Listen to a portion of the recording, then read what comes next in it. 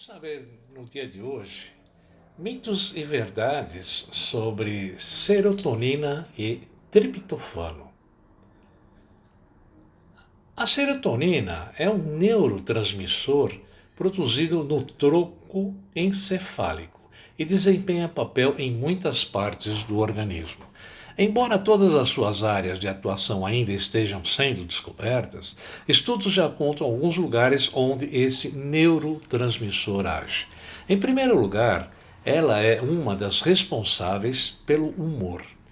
Estando com transmissão inadequada, é natural que o indivíduo se sinta irritado, mal-humorado, ansioso, impaciente, propenso a chorar e vai por aí afora.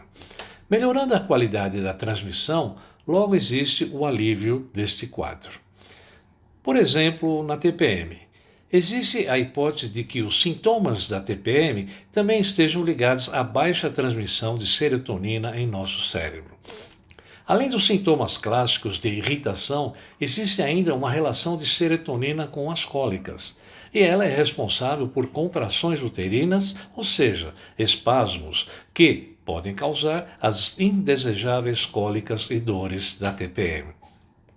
Regulação do sono. A serotonina é responsável pelo estado de vigília de nosso cérebro, ou seja, ela que nos deixa em alerta. Para que uma pessoa tenha um sono adequado, ela age de duas formas diferentes. A princípio, regula a primeira fase do sono, chamando-a de NREM. No entanto, para que a fase mais profunda aconteça, o sono REM, esse neurotransmissor deve estar inibido. Para a depressão e outros transtornos de humor.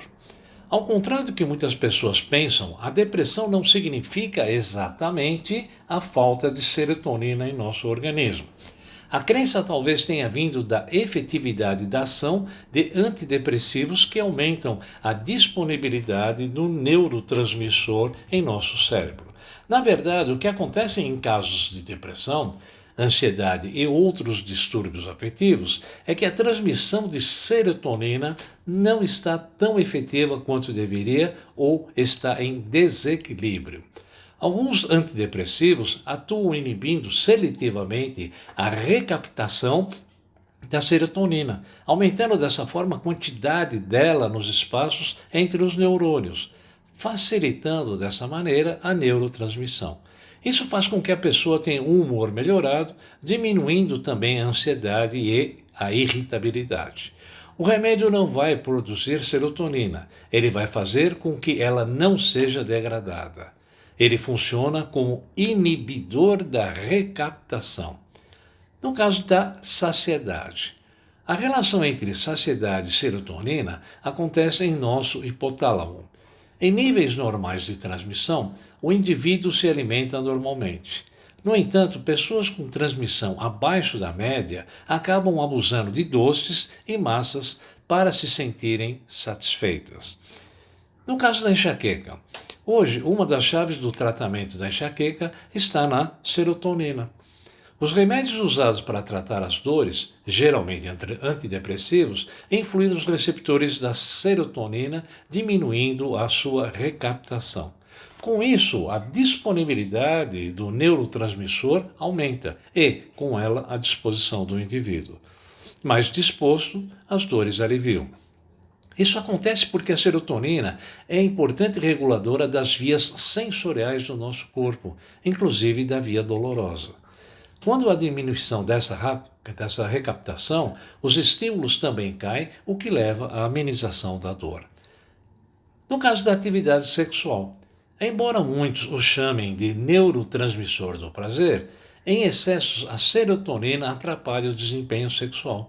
Essa relação acontece no hipotálamo. Quando há transmissão intensa, a libido cai, chegando a interferir no orgasmo de ambos os sexos. Essa relação acontece, por exemplo, quando o indivíduo toma antidepressivos, que melhoram a transmissão da serotonina em nosso cérebro e, logo, diminuem a libido. Serotonina faz de nós pessoas felizes. A felicidade e o bem-estar são importantes para a prevenção de múltiplas doenças e para a promoção da saúde física e mental. As emoções negativas prejudicam e muito a nossa saúde. Estados de como tristeza, agressividade e irritabilidade são um importante fator de risco independente para doenças cardiovasculares. As emoções negativas estão associadas ao aumento de doenças psíquicas, aumento da incidência da depressão, do risco de suicídio e da mortalidade. A depressão está fortemente associada à fadiga, à dor, a perturbações do sono e a doenças autoimunes e, principalmente, ao aumento de risco das doenças oncológicas. Agora, você saiba de uma coisa, a felicidade promove a nossa saúde. Em sentido oposto, a felicidade influencia sim positivamente a nossa saúde, no desenvolvimento das emoções positivas, altruísmo, otimismo e resiliência, que protege da depressão e das doenças induzidas pelo estresse. As emoções positivas na segunda década da vida estão fortemente relacionadas com a longevidade, podendo aumentar a esperança de vida em aproximadamente 10 anos, um trato considerado muito agradável. As emoções positivas estão associadas ao aumento de longevidade dos idosos, a felicidade facilita o sucesso nas relações conjugais, profissionais, inclusive nas sociais. A felicidade e sensação de bem-estar estão relacionadas com a capacidade do nosso organismo produzir de forma adequada os neurotransmissores dopamina, mas, sobretudo, a serotonina. A serotonina é um neurotransmissor que permite ter a sensação do prazer e da felicidade. São múltiplas as suas causas para ter deficiência em serotonina no tecido neurológico e, assim, predispor a sintomas de tristeza continuada, de baixa de humor e de depressão. O tratamento farmacológico da deficiência em serotonina existe sim, mas o seu uso terapêutico deve ser prolongado e está intimamente associado a alguns efeitos secundários não negligenciáveis. Consulte o seu médico e saiba por quê. Como saber se tem deficiência em serotonina? Se não tem necessidade de tratamento farmacológico, mas quer aumentar e manter o seu nível de serotonina sem químicos para ter mais capacidade de reagir às adversidades do dia a dia, sem se deixar ir abaixo e prevenir quadros depressivos, então considere passar à prática dessas 4 estratégias que iremos passar a seguir. Há análises clínicas especiais capazes de nos revelar o nível orgânico de determinados neurotransmissores, entre eles a serotonina. Felizmente, é possível aumentar o nível de serotonina sem medicamentos, você sabia? Pratique, sim, com regularidade, técnicas de relaxamento e meditação. A prática de meditação é capaz de aumentar a libertação da dopamina. As alterações do estado de consciência autoinduzidas aumentam a síntese de serotonina. Exponha-se à luz solar. A exposição à luz solar faz aumentar o nível de serotonina em relação direta com a intensidade luminosa e o tempo de exposição à luz solar sendo independente do ritmo circadiano. No inverno é muito útil a exposição à luz do espectro solar total. Pratique atividade física regular. Essa prática regular aumenta o nível de serotonina, quer no cérebro, quer no meio extracelular. Quanto à sua nutrição e à sua alimentação, a serotonina é utilizada a partir de triptofano, um aminoácido presente em alguns alimentos depois deste se transformar em HTP. O ovo é um alimento bom e contém triptofano. A alfa-lactoalbumina, que também faz parte da proteína whey, a proteína do requeijão, são alimentos que mais favorecem a absorção do triptofano. Agora, falamos tanto em triptofano, mas o que é realmente triptofano e quais são as suas propriedades? Ele é um aminoácido essencial. Nós já sabemos que sem ele não podemos produzir serotonina suficiente para garantir o nosso equilíbrio emocional, a nossa digestão, ao mesmo uma boa noite de descanso. Essa molécula multifuncional é a chave para muitos outros processos. O triptofano nos ajuda a sintetizar proteínas, além das vitaminas do complexo B. Ele estimula a glândula pineal a secretar a melatonina, que regula os nossos ciclos de sono e vigília e previne o envelhecimento precoce. Este aminoácido essencial tem um efeito antidepressivo muito interessante devido, como já sabemos, à sua mediação na produção de serotonina. Além disso, é um bom ansiolítico e, como já destacamos, reduz os comportamentos agressivos.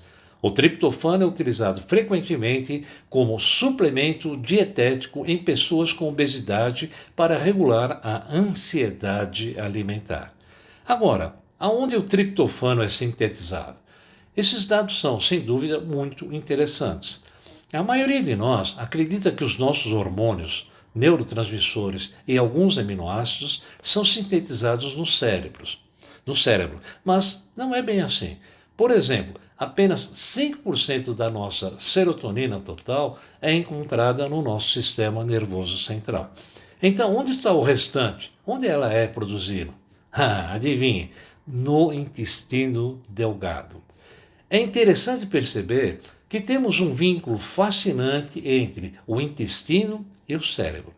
Existe um sistema bidirecional entre os dois, onde os centros emocionais e cognitivos estão unidos com o funcionamento periférico do aparelho digestivo. Além disso, um aspecto importante que não podemos esquecer é que ter uma flora intestinal forte e saudável equivale a uma melhor produção de triptofano e, consequentemente, de serotonina.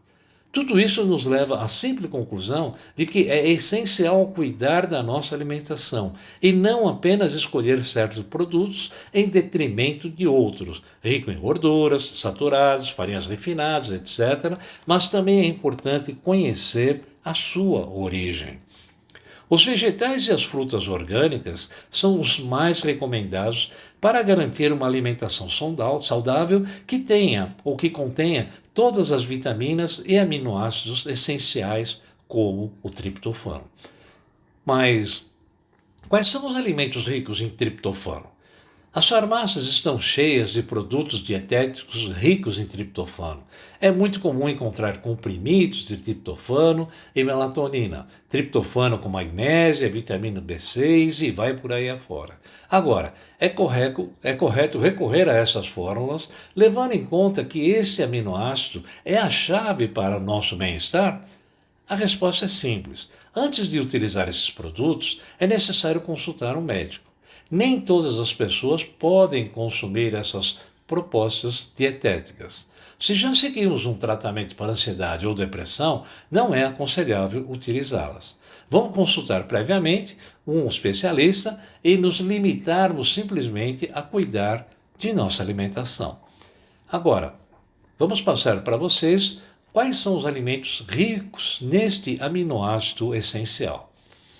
Aves como frango ou peru, salmão, sardinha, bacalhau, atum, iogurte, kefir, agrião, aveia, arroz integral, feijão, ervilhas, lentilhas, abacaxi, banana, alcachofras, amêndoas, nozes, sementes de abóbora, sementes de girassol e chocolate amargo.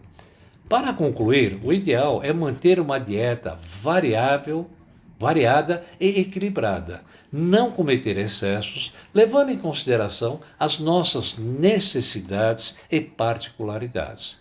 Se temos alguma doença, se já tomamos alguns medicamentos, se temos alergias ou qualquer outra singularidade, é melhor sempre como reforçamos, consultar um médico. No entanto, nunca é demais lembrar que o que comemos ou não comemos influencia diretamente o nosso humor. Dessa forma, com toda certeza, você e seu dia vão melhorar muito graças ao triptofano. Vale a pena facilitar e estimular o bem-estar e a sua felicidade. Obrigado.